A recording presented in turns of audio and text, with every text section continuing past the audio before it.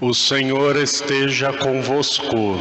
Ele está no meio de nós. Proclamação do Evangelho de Jesus Cristo, segundo São Marcos. Glória a vós, Senhor.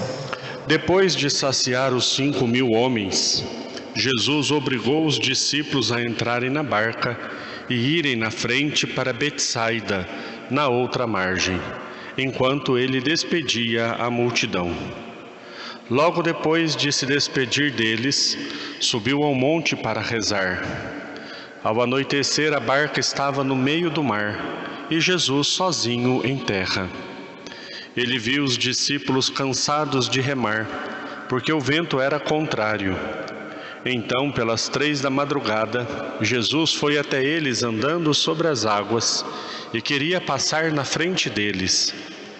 Quando os discípulos o viram andando sobre o mar, pensaram que era um fantasma e começaram a gritar. Com efeito, todos o tinham visto e ficaram assustados. Mas Jesus logo falou: "Coragem, sou eu, não tenhais medo." Então subiu com eles na barca e o vento cessou. Mas os discípulos ficaram ainda mais espantados, porque não tinham compreendido nada a respeito dos pães. O coração deles estava endurecido. Palavra da salvação. Glória a vós, Senhor.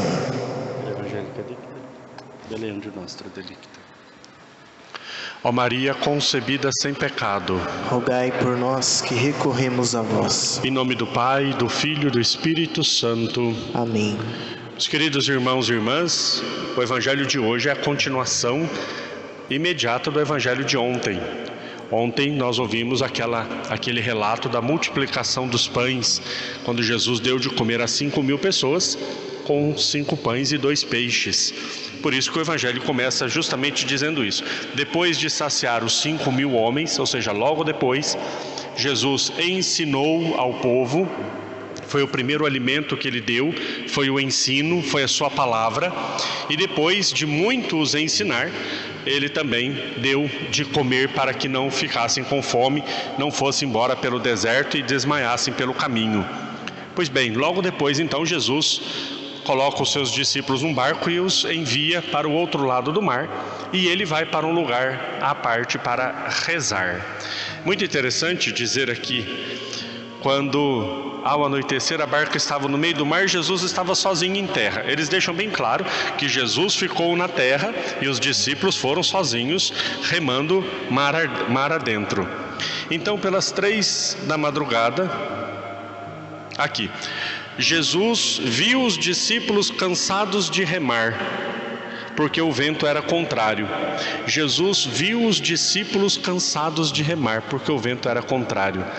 Como é que Jesus viu os discípulos, né? Se ele estava em terra rezando e os discípulos estavam no mar remando. Pois bem, é justamente isso mesmo. Jesus, em oração, percebeu a dificuldade dos seus discípulos. Isso aqui diz muito sobre a nossa fé. Nós muitas vezes corremos o risco de pensar na fé de uma forma um pouco abstrata e um pouco generalizada. Como assim? Jesus ama a todos. Claro que ama a todos. Jesus morreu por todos. Claro que Jesus morreu por todos. Mas Jesus ama a mim. Jesus morreu por mim. Jesus pensou em mim. Sendo Deus, Ele tudo pode. Jesus, no alto da cruz, tinha cada um de nós individualmente no seu pensamento. Tem um teólogo que diz uma coisa que depois eles deturparam, mas diz assim: o que não foi assumido não foi redimido. Jesus assumiu cada um de nós, e por isso redimiu a cada um de nós. Então olha que interessante imaginar que os discípulos, naquele momento em que eles estavam passando por dificuldades, aqui vários símbolos. O mar é o símbolo do mal na Sagrada Escritura. O mar é símbolo do mal, símbolo da morte, símbolo do perigo. Então os discípulos à noite, que também é um símbolo, né, da ausência de Deus, à noite, pelas 3 da madrugada ainda, que é o momento mais escuro da noite, naquele momento mais difícil, no meio daquele mar, perdidos, Jesus vê os discípulos. O que nós podemos aprender com isso? Naquele momento mais difícil da nossa vida, naquele momento mais escuro da nossa vida, quando nós estamos remando contra as dificuldades, contra o mundo, contra tudo que quer nos afastar de Deus, Jesus nos vê. Ele vê a cada um de nós.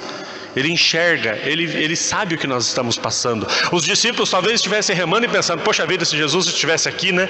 Poxa vida, mas Jesus também, hein? Foi ficar lá na terra, bem tranquilo e salvo, e nós aqui nesse vento contrário, e esse barco que não vai para frente, é uma remada para frente e duas para trás, e Jesus vendo cada um deles.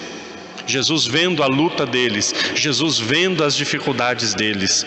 Então, pelas 3 da manhã, Jesus foi ao encontro deles. Queria passar adiante, mas quando viram, gritaram, pensando que era um fantasma.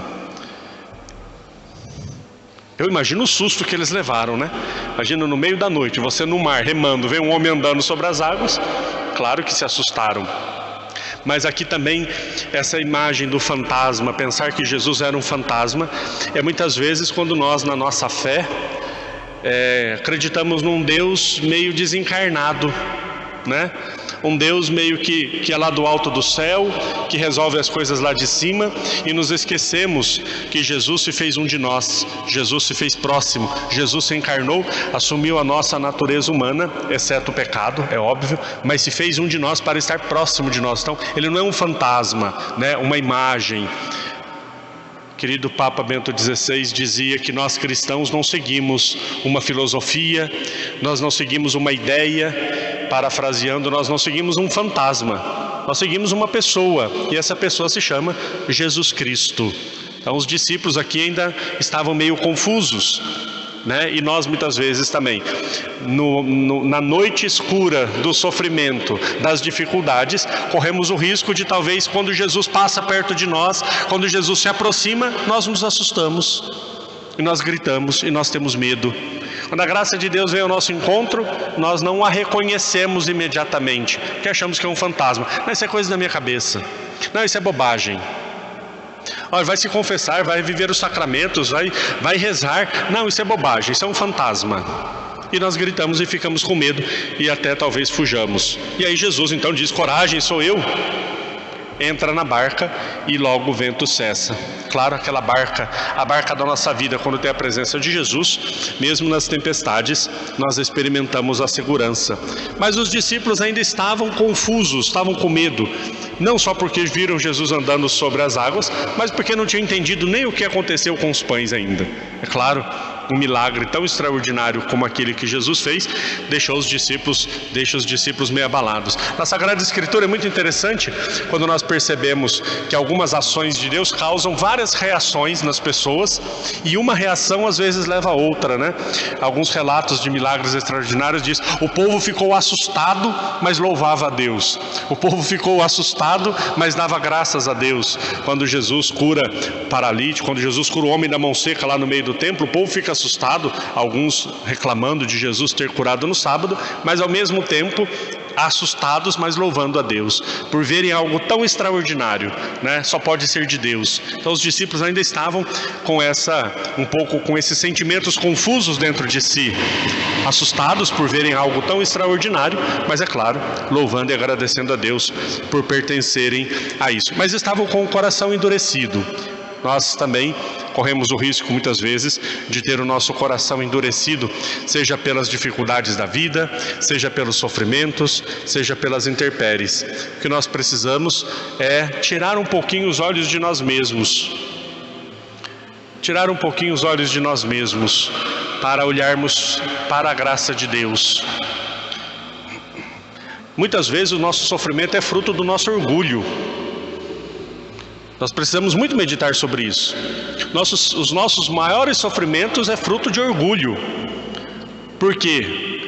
Eu fui tão injustiçado, eu não mereço sofrer isso, eu não mereço essa injustiça que fizeram comigo, eu não mereço passar por isso, porque eu sou tão bom com todo mundo e agora eu estou sofrendo horrivelmente desse jeito.